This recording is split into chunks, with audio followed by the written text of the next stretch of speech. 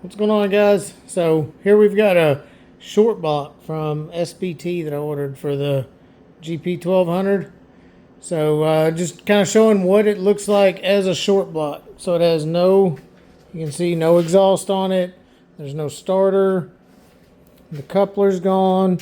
There's no reeds, no carburetors, nothing like that. So here in the next couple hours, I'm going to go through putting everything back on. You can see where I've got everything else laid out. So I'm going to do a couple little increments showing the different things that go on. But the first thing that I'm going to start with is we'll get the flywheel put on, start working on that front cover, and then put the motor mounts in, go ahead and mount the starter. And I'll do another little segment, then we'll kind of go back and forth through there. Went ahead and cleaned up inside the hole as best I could. I mean, this thing is a 2000, so it's 25 years old, man. It's not going to get completely spotless in there. But other than that, it's a nice thing to do on a rainy Saturday.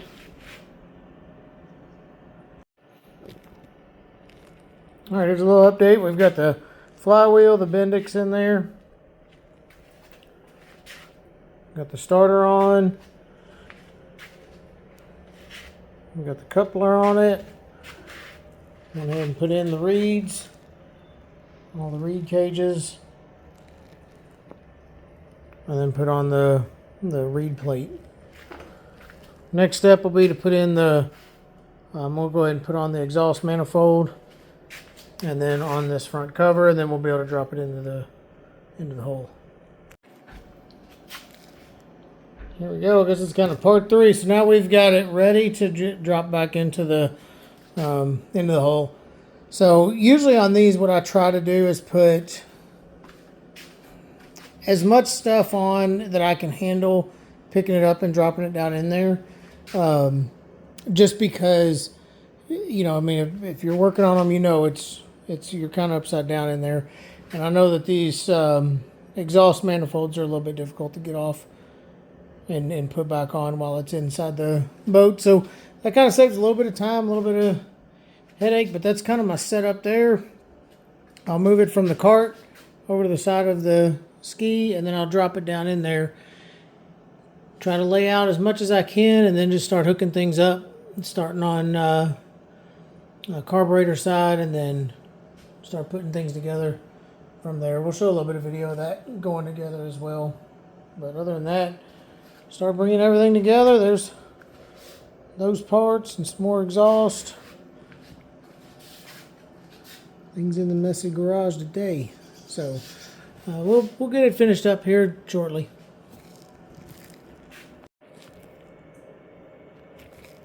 Well, we're now with the engine in the hole. So I've got power valves, cable hooked up.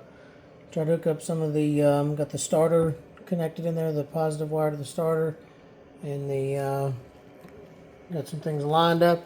So when you're lining up your coupler here, what you're looking for, so there are measurements. If you're particular about your measurements, that's perfectly fine. What you're looking for, though, is that all of this lines up as close as it can. I have messed with it before, like just purposely making one out of alignment, and you can really feel the difference on how bad they are if they're out of alignment. So, but you want it to just really look uniform on there. You want to make sure that this side here and this side here are pretty close to the same depth. What that's going to tell you is whether that motor in the front needs to go, you know, right or left or whichever way. So the other one that makes a difference is, of course, the side-to-side movement of this motor back and forth. So that'll tell you on these sides, make sure that those are up together. And I do them by feel. They have a couple of shims under there, and you can really do them perfect with measurements and all of that. But like I said, I have done that before, and I've also done it and just to try to see what the specs feel like when it's out of spec, and you can clearly feel it, how bad it would be out of there. So that being said, I'm going to go ahead and hook these carburetors up. So I've kind of started already just putting, I put the fuel lines on, I'll show you. But what I want to show you is how I'm putting on. Alright, so what I want to show you guys is how I'm putting on the cables and everything. So I'm going to see what this looks like. Let me see what I can do to try, because I'm going to have to get both hands down in there. So I'm trying to find a nice little spot for you guys to sit.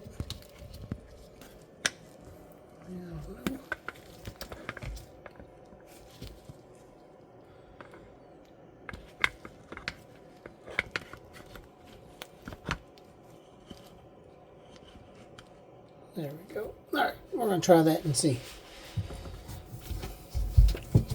Alright, so I reach down, I grab the choke cable. If you're not sure which one's which, come up here and move the choke on the handlebars. Move the throttle. That was the throttle cable. One thing, we didn't hook that one up to the choke. Alright, where's my other cable? There we go. There we go. There's choke cable. There's a choke cable just hanging out down there.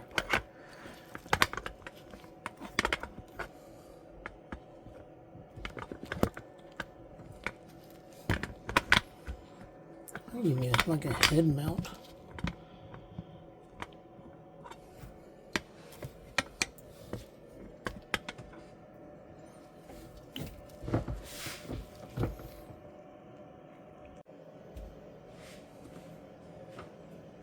Alright, so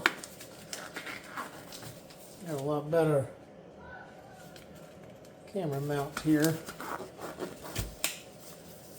So what we're going to do is put the choke cable on. I was saying, if you're not sure which one's a choke cable, hold on to it and move the choke up on the dash or on the handlebars. You're going to find out. So you take that little barrel,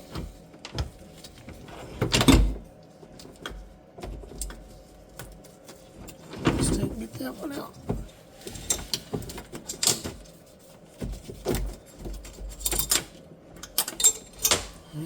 Give us a little bit more room. So you put a little barrel on there, pop it in, and it comes back.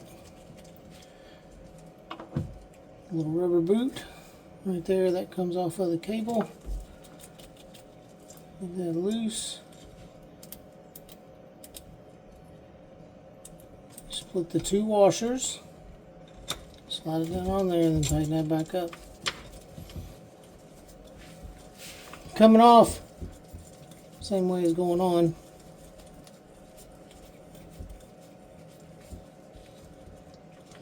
Got back on. All right, now before I tighten it up, see how loose that is. We want to make sure our adjustments correct. So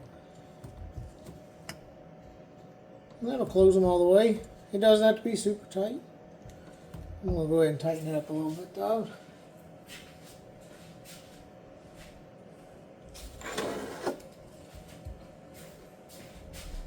It's not a ultimately critical adjustment, but that's a 10 millimeters what does that. Knock that one off just a little bit, and then we'll tighten this one up.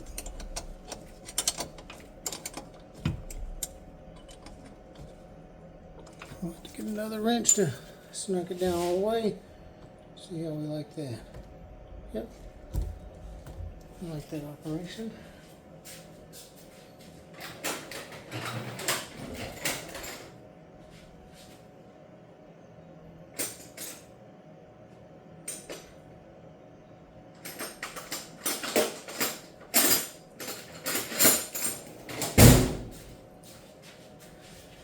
These don't have to be super tight. Realize what kind of hardware you're working with. It's not real thick. It's not real heavy duty.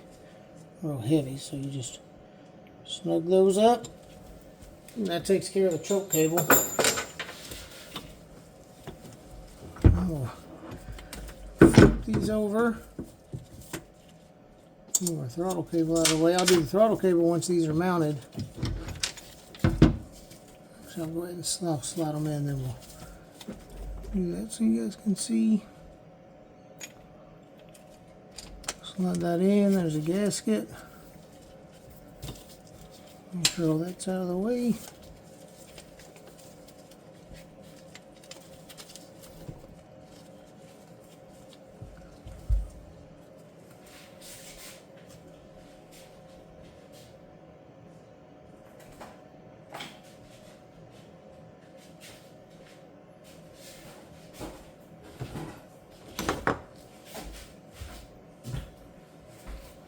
Now on these 1200 power valve motors, this one here, on the 1200 power valve motors, this here is the easiest way to do these carburetors. When it's all together, you're going to be taking some of the exhaust off. If you need to get this far down and really need to work on it, it's okay. Take that big piece of exhaust that's right in here that covers all of this.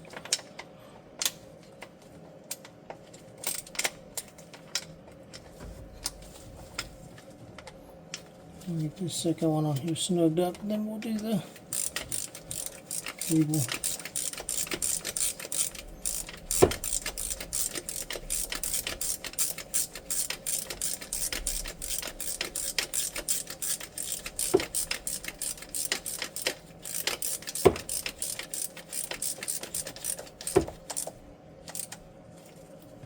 All right, so we're going to do. Grab our throttle cable now. Alright, so it has two spots that it could actually go to. I'm going to take that first one. That second one's actually for the oil injection pump. So if you have the oil injection pump, it would hook into that one. But same concept as the other one. Separate those two washers.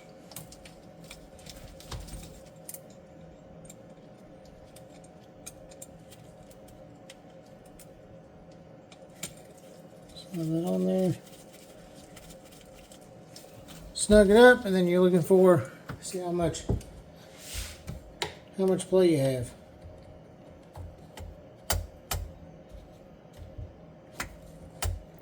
What I'm really looking for up here on the handlebars is where when that thing goes full throttle, where does it stop at? Because in my full throttle, and then if I go ahead and pull that lever all the way to the grip, you see how much that little plate flexes?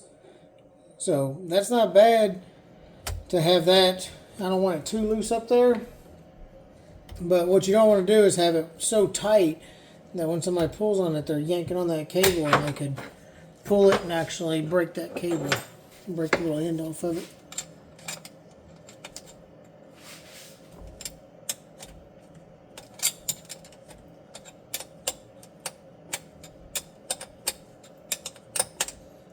So I'm going to snug this up. That's what it is. Put them cables on. Alright, I'm going to go ahead and finish buttoning these up. I went ahead and I'd put on these fuel lines first. So that's the fuel supply line, and then that's the return line down here.